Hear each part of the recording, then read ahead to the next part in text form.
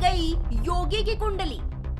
2026 में योगी को देश की कमान, अब यूपी नहीं केंद्र में बाबा।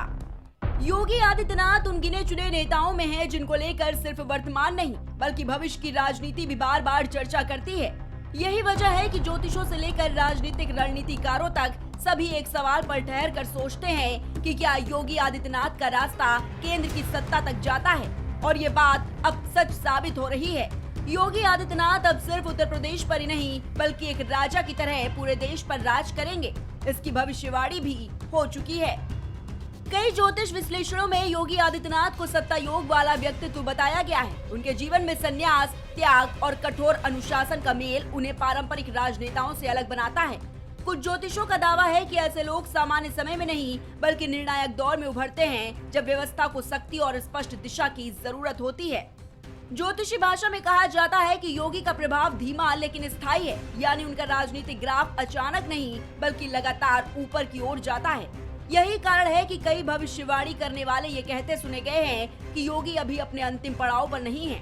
हालांकि ये भी सच है कि ज्योतिष कोई संविधान नहीं है, ये संकेत देता है, फैसला नहीं करता। अगर ज्योतिष एक ओर है तो राजनीति दूसरी ओर, और यही योगी आदित्यनाथ सबसे मजबूत दिखाई देते हैं।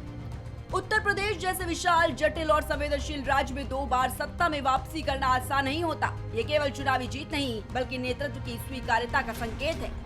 राजनीतिक विश्लेषक मानते हैं कि योगी की सबसे बड़ी ताकत है निर्णय लेने में हिचक न लेना। वो लोकप्रियता के उतार चढ़ाव से ज्यादा नीति और नियंत्रण पर भरोसा करते हैं। यही कारण है कि उन्हें लेकर कहा जाता है कि योगी संकट के नेता हैं। ऐसे नेता जो कठिन समय में आगे आते हैं। इसी पृष्ठभूमि में कुछ राजनीतिक भविष्यवाणियां ये मानकर चलती हैं कि अगर भविष्य में केंद्र की राजनीति में मजबूत और कठोर नेतृत्व की मांग बढ़ती है तो योगी आदित्यनाथ स्वाभाविक विकल्प बन सकते हैं।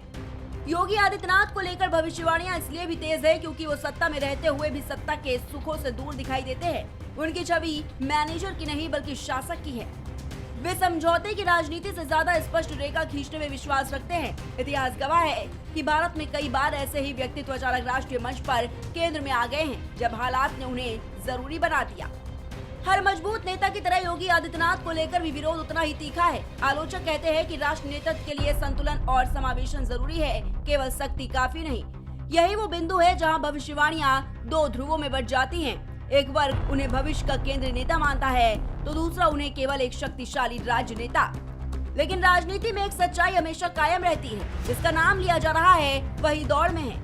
योगी आदित्यनाथ को लेकर की जा रही भविष्यवाणियां कोई अंतिम फैसला नहीं है, वो दरअसल संकेत है उस संभावना की जो उनकी राजनीति में दिखाई दे रही है।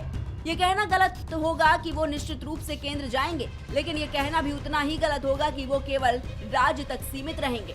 फिलहाल लोकतंत्र में अंतिम भविष्यवाणी कुंडली नहीं बल्कि जनता करती है, और आज की तारीख में योगी आदित्यनाथ उन नेताओं में हैं जिनके बारे में जनता, मीडिया और सत्ता तीनों सोचने को मजबूर है। यही किसी नेता की सबसे बड़ी भविष्यवाणी होती है। Desk report, prime TV.